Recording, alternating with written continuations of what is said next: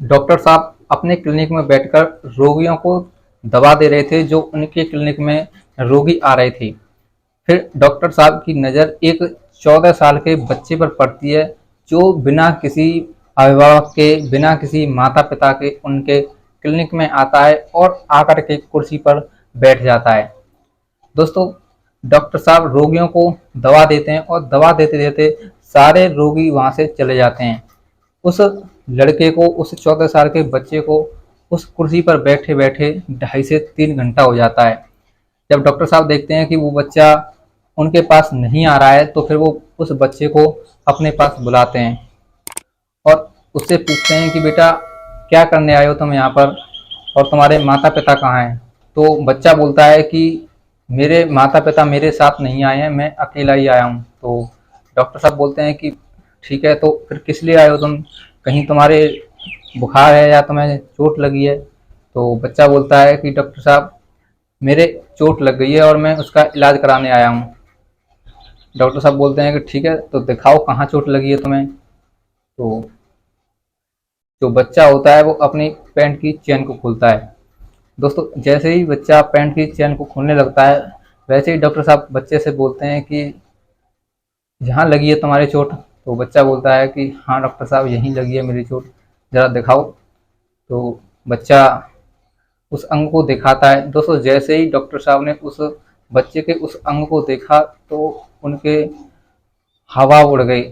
उन्होंने देखा कि बच्चे के उस अंग पर छोटे छोटे मसे से बने हुए हैं, जैसे मानो किसी ने कोई घाव बनाया हो और घाव वो फूल गया हो, सूज गया हो। दोस्तों, डॉक्टर साहब ने बच्चे से पूछा, कहाँ गिर गए थे बेटा, जो इतनी चोट लग गई है तुम्हारे, क्या कहीं सड़क पर गिर गए थे या झाड़ी वगैरह में फंस गए थे तुम। तो बच्चा बोलता है कि नहीं डॉक्टर साहब, हम ना ही सड़क पर गिरे ना ही झाड़ी वगैरह में फंसे। तो डॉक्टर साहब बोलते हैं कि फिर कैसी लगी ये चोट। दोस्तों, जब उस बच्चे ने उस चोट की वजह बताई तो डॉक्टर साहब हैरान रह गए, परेशान रह गए।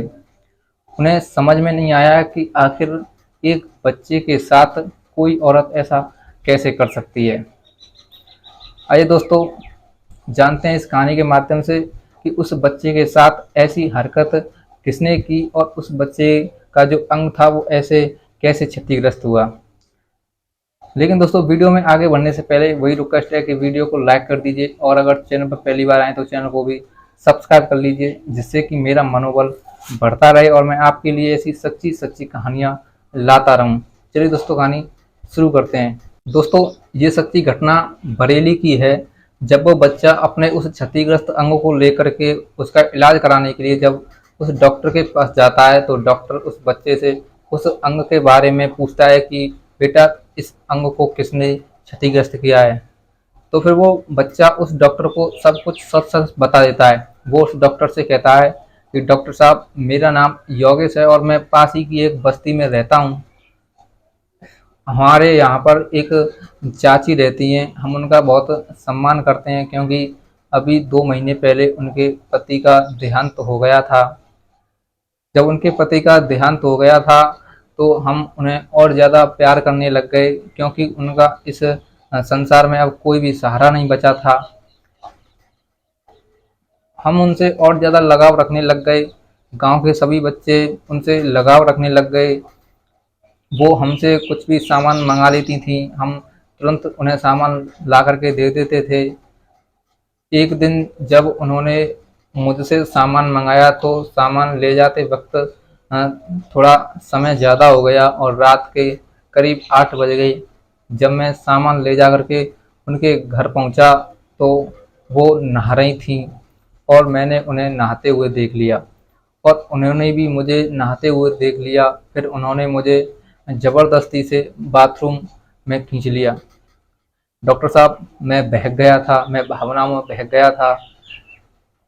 उन्होंने जो मेरे साथ किया, मैंने भी उनके साथ वो सब कुछ करना शुरू कर दिया। फिर उन्होंने वीडियो बना ली, हमने जो कुछ भी किया। डॉक्टर साहब, मुझे माफ़ कर दीजिए, मैं बहक गया था।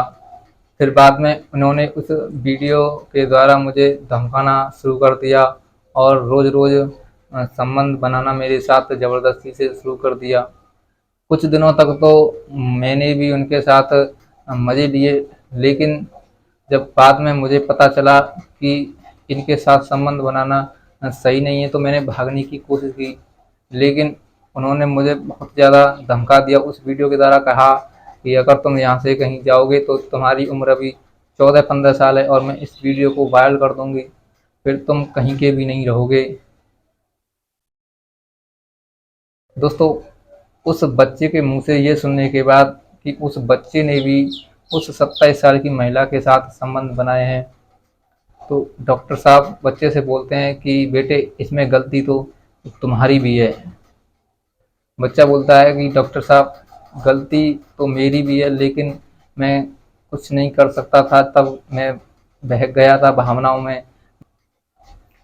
फिर एक दिन जब मैंने भागने की कोशिश की तो उन्होंने कहा कि एक अंतिम बार और मुझे तुम्हारे साथ संबंध बना लेने दो, फिर मैं उसके बाद वीडियो को काट दूंगी। तो फिर मैं खुश हो गया, ठीक है चलो इससे अच्छा तो आज वीडियो तो कट जाएगी। फिर मैंने उनके साथ संबंध बनाने की कोशिश की तो उन्होंने मेरे साथ ऐसा गंदा काम किया। उन्होंने नाखूनों से ऐसा मेरे साथ ऐसा मेरा असर कर दिया। मैं आज ऐसी स्थिति में हूँ कि मैं आपको कुछ बता नहीं सकता डॉक्टर साहब।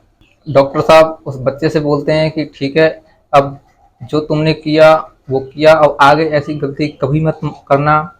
मैं तुम्हें दवाइयाँ दिए देता हूँ, तुम 2-4 दिन में सही हो जाओगे। अगर तुम्हें और कोई मदद चाहिए तो बता देना। बच्चा बोलता है कि डॉक्टर साहब उस बस्ती में मेरी तरह और भी कई बच्चे हैं जो उस महिला का शिकार हुए हैं, जिनका शारीरिक शोषण हुआ है। अगर तुम उन बच्चों की ज़िंदगी को बचा पाओ बर्बाद होने से तो बचा लेना। डॉक्टर साहब ने जब उस बच्चे के मुंह से इतनी बड़ी बात सुनी तो डॉक्टर साहब हैरान रह गए और उन्होंने तुरंत पुलिस को फ़ोन किया। पुलिस मौके पर पहुंची, डॉक्टर से बात की। डॉक्टर ने पुलिस वालों को सब कुछ बताया कि कैसे एक 27 वर्षीय महिला बच्चों का शारीरिक शोषण करती है। उस बच्चे ने भी पुलिस को गवाही दी कि हाँ, उस मोहल्ले में एक 27 वर्षीय महिला है जो बच्चों का शारीरिक शोषण करती है। पहले उन्हें प्यार प्यार से अपने काम में फंसाती है, उनसे कुछ काम करवाती है और जब बच्चे उसके काम में फंस जाते हैं तो उन्हें घर बुलाती है और उनका शारीरिक शोषण करती है। दोस्तों, इसके बाद पुलिस तहकीकात करती है और तहकीकात करने के बाद स्पष्ट हो जाता है कि वो औरत 27 वर्षीय महिला बच्चों का शारीरिक शोषण करती है। उसके बाद उस महिला को पुलिस पकड़ लेती है और उसे अरेस्ट करके सज़ा सुनाती है। वाकई में दोस्तों, दिल को दहला देने वाली ये घटना थी। जब मैंने ये घटना सुनी तो मेरे पैरों के नीचे से ज़मीन खिसक गई। दोस्तों, इस कहानी के माध्यम से आप सभी से केवल यही कहना चाहूँगा कि आप अपने बच्चों पर नज़र जमाए रखें। उन्हें सतर्कता कैसे बरतनी चाहिए इस बारे में उन्हें सिखाएं, ताकि वो किसी महिला का ऐसे शारीरिक शोषण का शिकार न बन पाएँ। दोस्तों, अगर कहानी अच्छी लगी हो, उम्मीद है आपने जब कहानी यहाँ तक सुनी है तो आपको अच्छी ही लगे। अगर अच्छी लगे तो वीडियो को शेयर भी कर दीजिए और चैनल पर अगर पहली बार आए हों तो चैनल को सब्सक्राइब जरूर कर लें, जिससे कि मेरी जो पहल है सतर्कता बरतने की वो कायम बनी रहे और पूरी होती रहे। चलिए दोस्तों, मिलते हैं ऐसी अगली सच्ची घटना के साथ। तब तक के लिए जय हिंद, जय भारत।